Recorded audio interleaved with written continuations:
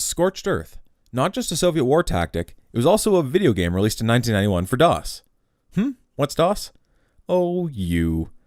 Anyway, originally scripted by Wendell Hicken, this game was not only one of the first computer games, but ended up ushering in one of the greatest and most cloned game mechanics of all time, the turn-based artillery. Since its humble beginnings in 1991, the artillery strategy game has been one of the most popular mechanics of all time. So, today, I, Grumpy Lobster, will be guiding you through the vast depths of this specific genre in a special segment I like to call Grumpy Lobster's Most Definitely Not High-Speed Reviews. You can think of it as my sequelitis. So like most things, we shall start at the beginning. Scorched Earth for DOS.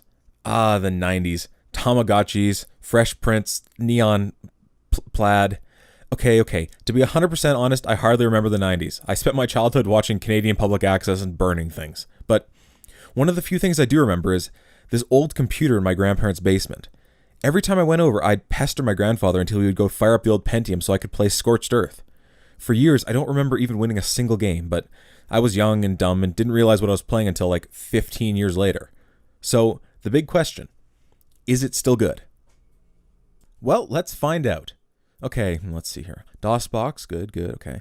Okay, mount drive L, great, okay, good. Okay, the path, what's the path? Okay, let's see here. L:// stuff / porn / not porn / scorched. Oh, okay, good. Scorch, good. Oh, there we go, great. Ooh, boy.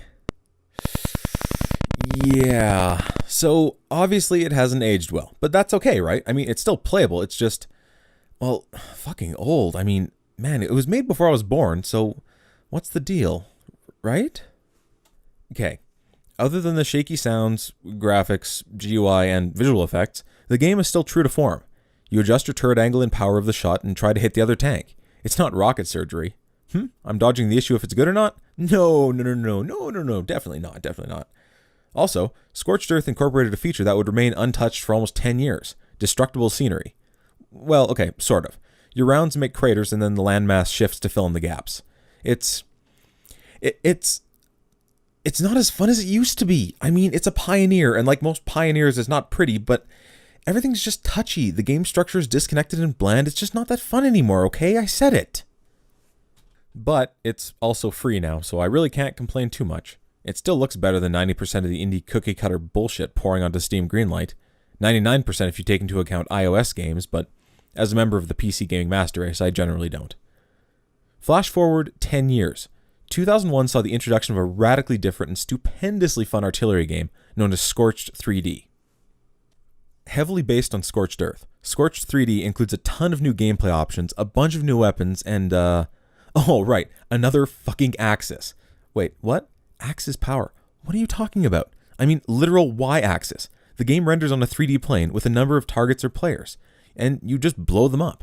Not only do you have to adjust your elevation, but you have to aim your platform. To be fair, the controls are a bit touchy, and the game is a touch glitchy, but the fun and unique gameplay easily make up for that. This game is a welcome addition to the genre, and with a price tag of $0, you have literally no excuse for not trying it. That is, unless you have no space on your drives, in which case, maybe you should remove some of that pirated content. I mean, do you really need all the seasons of Game of Thrones? Really? You can't delete those? Oh, Christ, pirates. Anyway, another welcome addition is the introduction of online and LAN playing, meaning you can verse your friends or even strangers over the internet. And most importantly, it stands up today.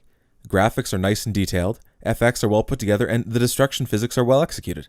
This game is free, fun, and definitely worth the play. But maybe you don't like the Y-axis. Well, not to worry, because in 2007, Bitwise Productions released Pocket Tanks, a brightly colored, incredibly polished, shamelessly fun Scorched Earth clone. Who needs a third dimension when you have over 290 unique and super satisfying weapons? In addition to all that, the game also has a different point system. Instead of destroying the opponent's tank, the goal is to inflict more damage. This prevents the game from being won on a lucky shot and makes everything a little more fair for newer players.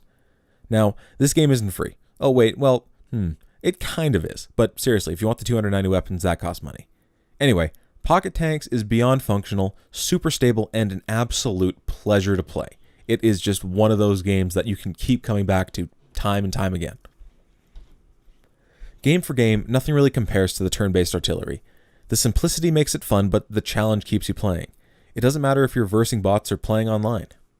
The fact is, Scorched Earth was a really good stepping stone, a great foundation for a whole generation of games, from the original Worms all the way to Angry Birds, from Flash games like Tanks to 3D adaptations like NATO. And it doesn't matter if you're coding lead on X-Scorch or playing Apple Casual on iShoot. The artillery strategy's timeless appeal and functionality makes it a classic and an altogether good time. So, how do we rate this? Well, if we consider Scorched Earth as our interface, we can assign it a value of X representing its score, allowing 60 theoretical game points out of 100. Then compare each game accordingly. So, Scorched 3D would equal X 2.6 over Scorched Earth, and P-Tanks would equal X 3.1 over Scorched Earth. So, therefore, X equals 60 over 100 times 100 to give us a whole number. So we just modify the equation here. Oh, beautiful. Scorched Earth gets 60 out of 100, Scorched 3D gets 156 out of 100, and P-Tanks gets 187 out of 100. Yay, math.